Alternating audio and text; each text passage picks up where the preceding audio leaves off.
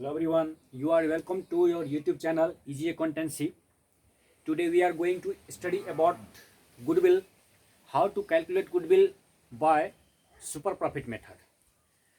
Just before it, we have studied about simple average profit method and weighted average profit method. Let's go to study how to calculate goodwill by super profit method. And if you are new on this channel, then I want to say you that subscribe this channel Easy Accountancy to get more videos related to commerce studies. Okay, let's go to start how to calculate goodwill by super profit method. This super profit or this goodwill topic is given under the 12th syllabus, 12th commerce and BCom syllabus and other professional studies also. So let's go to start. हम लोग आज ये सीखेंगे कि goodwill हम लोग super profit method से कैसे फाइंड आउट करते हैं। ऑलरेडी आपको ये पता है कि गुडविल तीन तरीके से फाइंड आउट किए जाते हैं। गुडविल का वैल्यूएशन तीन तरीके से होता है, जो हमने लास्ट क्लासेज में स्टडी किया था। वो तीन मेथड्स हैं, average profit method, super profit method और कैपिटलाइजेशन मेथड। तो एवरेज प्रॉफिट मेथड में दो मेथड्स होते हैं, सिंपल एवरेज प्रॉफिट मेथड और वेटेड एवरेज प्रॉफिट मेथड। तो हमने दोनों का स्टडी कर लिया। अब चलते हैं सेकेंड मेथड जो है सुपर प्रॉफिट मेथड। तो उसके बारे में हम लोग स्टडी करते हैं कि कैसे उसमें गुडविल मालूम किया जाए। आते हैं, इसके लिए हमने 4 स्टेप लिया है। 4 स्टेप से हम ये जानेंगे कि गुडविल हम कैसे फाइंड करें सुपर। पहला, ascertain actual average profit AAP। सबसे पहले एक्चुअल एवरेज प्रॉफिट मालूम करना होगा। और कैसे फाइंड आउट करते हैं ये लास्ट क्लासेज में हम लोग ने स्टडी किया था। और आप अगर नए हो तो आप हमारे YouTube चैनल को सब्सक्राइब करके आप पता कर सकते हो, देख सकते हो, जान सकते हो, वीडियो देख सकते हो आप, तो आप जान जाएंगे कि एक्चुअल एवरेज प्रॉफिट कैसे निकलता है। अगर कोई खास एडजस्टमेंट ना हो तो जितने भी ईयर्स के लास्ट ईयर्स के प्रॉफिट ये हों उन सबको ऐड करके और उतने नंबर ऑफ ईयर्स से डिवाइड करो तो एक्चुअल एवरेज प्रॉफिट निकल जाएगा। और अगर कोई एडजस्टमेंट दिया हो तो उस एडजस्टमेंट्स को प्लस माइनस करना होगा प्रॉफिट में, तो निकल जाएगा आपका AAP। नेक्स्ट स्टेप जो है वो ascertain normal profit NP find out करना होगा। तो नॉर्मल प्रॉफिट होता क्या है? असल में हम लोग जिस टाइप का बिजनेस करते हैं मार्केट में, उसी टाइप के बिजनेस करने वाले और भी लोग बहुत सारे होते हैं और भी बिजनेसमैन होते हैं। सेम टाइप के बिजनेस प्रोफेशन वाले बहुत सारे बिजनेसमैन होते हैं, एक ही मार्केट में एक ही लाइन में होते हैं। तो उसमें होता क्या है, तो एक ही टाइप के बिजनेस और एक ही लेवल के पूंजी कैपिटल इन्वेस्ट करते हुए भी किसी बिजनेसमैन को कुछ खास ज़्यादा प्रॉफिट होता है, किसी को थोड़ा कम होता है। तो इसका कारण क्या है? इसका कारण गुडविल का है।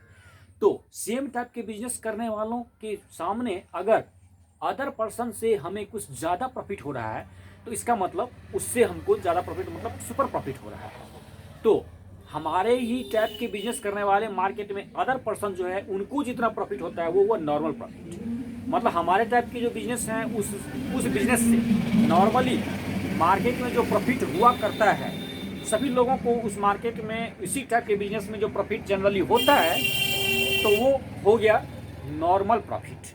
लेकिन उनसे अगर हम ज़्यादा कमाते हैं तो वो होता है सुपर प्रॉफिट। तो नॉर्मल प्रॉफिट आप जानिए कि नॉर्मली जो बिजनेसमैन कमा लेते हैं, अर्न कर लेते हैं मार्केट में, तो वो हुआ नॉर्मल प्रॉफिट। तो हम कैसे फाइंड आउट करें नॉर्मल प्रॉफिट? ये फार्मूला है, normal profit equal to capital employed into normal rate of return बटे 100। ये नॉर्मल रेट ऑफ रिटर्न जो है ना, मार्केट को एनालिसिस करके ऑब्जर्वेशन करके पता लगाया जाता है कि मार्केट में इतने कैपिटल डालने पर किस रेट से प्रॉफिट हो रहा है लोगों को। ये इकोनॉमिक पॉइंट ऑफ व्यू से जाना जाता है। तो उस नॉर्मल रेट ऑफ रिटर्न से कैपिटल एम्प्लॉयड को मल्टीप्लाई करके उसका परसेंटेज निकालते हैं तो निकल जाता है नॉर्मल प्रॉफिट। और कैपिटल एम्प्लॉयड क्या होता है? ये 11th क्लास में आपने पढ़ा होगा और यहाँ पे भी आपको पढ़ना होगा और बड़ा इंपॉर्टेंट टॉपिक है। कैपिटल एम्प्लॉयड निकालने के और भी फॉर्मूले होते हैं, लेकिन यहाँ पे जो मेन फॉर्मूला है मैंने दिया है, कैपिटल एम्प्लॉयड को आप नेट एसेट्स से नेट वर्थ भी कह सकते हो। तो capital employed equal to total assets except छोड़ करके फिक्टिशियस एसेट्स। फिक्टिशियस एसेट्स माने कृत्रिम संपत्ति जिसका कोई अस्तित्व नहीं है, कोई अस्तित्व नहीं है और इसका वैल्यू भी नहीं है, लेकिन बिजनेस में इसका बेनिफिट्स हो रहा है। तो ये एक्सेप्ट फिक्टिशियस प्रॉफिट्स। तो टोटल एसेट्स में से फिक्टिशियस एसेट्स को माइनस करने के बाद, फिक्टिशियस एसेट्स माइनस करने के बाद जो आया उसमें से टोटल आउटसाइड लायबिलिटीज को आप माइनस कर लोगे तो निकल जाएगा आपका कैपिटल एम्प्लॉयड। अब चलते हैं स्टेप 3 में, सुपर प्रॉफिट एसपी कैसे मालूम करते हैं। तो actual average profit minus normal profit, actual average profit में से नॉर्मल प्रॉफिट माइनस कर लोगे, निकल जाएगा आपका सुपर प्रॉफिट एसपी। यहाँ शॉर्टकट में आप देख सकते हो एसपी इक्वल टू एएपी या माइनस एनपी होता है। लास्ट में आपको बस गुडविल फाइंड आउट करने के लिए फोर्थ स्टेप में ये फार्मूला सेट करना होगा, super profit multiplied by number of years purchase, goodwill equal to super profit into number of years purchase. इस आधार पे आपको गुडविल फाइंड आउट हो जाएगा और आपका क्वेश्चन, आपका प्रॉब्लम सॉल्व हो जाएगा। ये नंबर ऑफ ईयर्स परचेज क्या होता है ये भी हमने डिस्कस किया था। वन सेकंड बता दूं कि किसी भी पार्टनरशिप फर्म में किसी नए पार्टनर को एडमिशन लेते समय उसका एग्रीमेंट बनता है कि आपको इतने ईयर्स तक, इतने साल तक प्रॉफिट में से एक पार्ट दिया जाएगा। तो जितने वर्ष तक, जितने सालों तक उनको ये एग्रीमेंट बना कर कहा जाता है, तो वो हो गया नंबर ऑफ ईयर्स परचेज। अब ये तो हुआ स्टेप। अब हम लोग इसका एक एग्जाम्पल लेंगे, उस एग्जाम्पल को सॉल्व करके देखेंगे कि कैसे हम लोग गुडविल फाइंड आउट करते हैं सुपर प्रॉफिट मेथड से। तो आइए एक शॉर्टकट में एग्जाम्पल लेते हैं कि हम लोग कैसे सुपर प्रॉफिट से गुडविल फाइंड आउट करें। और जो कुछ प्रॉब्लम भी आगे आएगा तो हम लोग आगे प्रॉब्लम्स जो प्रैक्टिकल होगा उसको सॉल्व करेंगे। फिलहाल एक सिंपल प्रॉब्लम लेते हैं, एक क्वेश्चन लेते हैं। क्वेश्चन ये है, calculate the value of goodwill, calculate the value of goodwill on the basis of 3 years purchase, 3 years purchase, 3 साल के किराए के आधार पर निकालना है purchases of super profit. Super profit को 3 वर्ष के किराए से मल्टीप्लाई करके आपको गुडविल फाइंड आउट करना होगा super profits, where the actual average profit of the firm is 1,20,000। तो ये 1,20,000 का हमने एक्चुअल एवरेज प्रॉफिट माना है, ₹1,20,000 का। और capital employed and capital employed is 5 lakh rupees, 5 lakh rupees capital employed है। तो ऑन विच नॉर्मल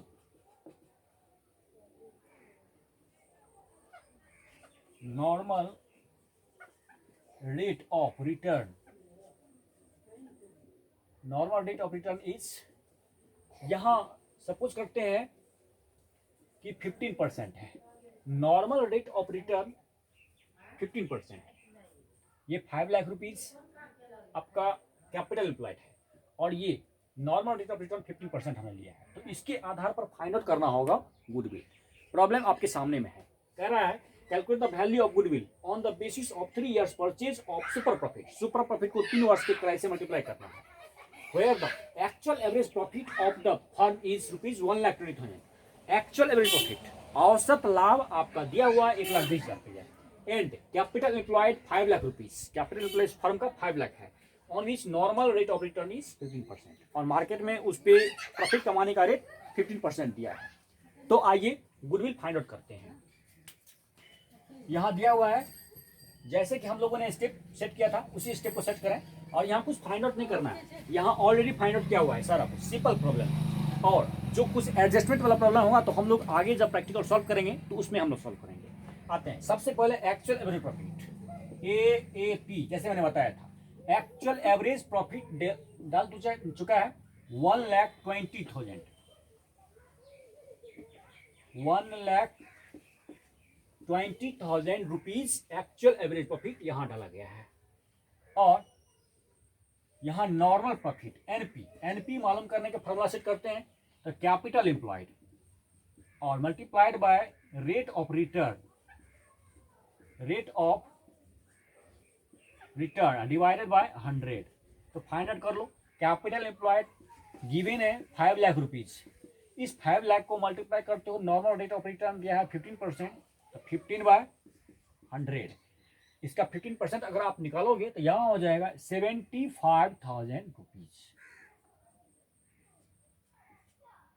75,000 रुपीज आपका निकला नॉर्मल प्रॉफिट।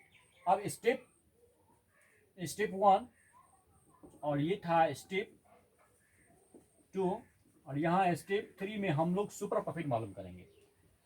तो super profit that means SP is equal to A और P माइनस NP। AAP में से NP माइनस कर लेंगे तो ये हो जाएगा आपका सुपर प्रॉफिट। तो क्या है AAP? तो 1,20,000 रुपीज। 1,20,000 रुपीज में से नॉर्मल प्रॉफिट जो है 75,000 निकला है। तो 75,000 अगर इसमें से हम माइनस कर लें तो ये हो जाएंगे 45,000। तो ये 45,000 रुपया 45,000 रुपये जो निकला इसे सुपर प्रॉफिट मानेंगे, इसमें से माइनस करके, जैसा कि फॉर्मूला है उस आधार पर हमने निकाला है यहाँ पे। ओके, अब चलते हैं लास्ट स्टेप 4 में गुडविल फाइंड आउट करना होगा। गुडविल इक्वल टू, जैसा कि फॉर्मूला होता है super profit multiplied by number of years purchase. Number of years purchase को मल्टीप्लाई करना होगा सुपर प्रॉफिट से। सुपर प्रॉफिट कितने निकले हैं?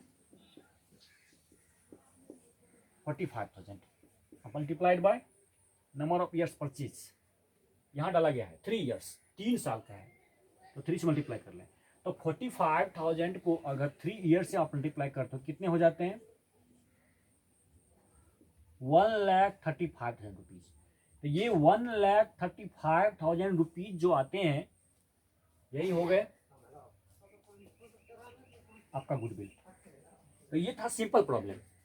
आगे सुपर प्रॉफिट या कैपिटलाइजेशन मेथड में ही जो आपको गुडविल फाइंड आउट करना होगा वो कुछ एडजस्टमेंट वाला भी होगा। तो एडजस्टमेंट वाले जो भी प्रैक्टिकल आएंगे, हम आगे प्रैक्टिकल जो प्रॉब्लम सॉल्व करेंगे उसमें सॉल्व करेंगे। तो फिलहाल ये हम बताना चाहते थे कि गुडविल फाइंड आउट कैसे होता है, उसका स्टेप क्या है सुपर प्रॉफिट मेथड में। तो उम्मीद करता हूं आपको ये समझ में आया ही होगा। बाय द प्रॉब्लम हो तो आप पूछ सकते हो। Till then study for it. Okay, bye, take care.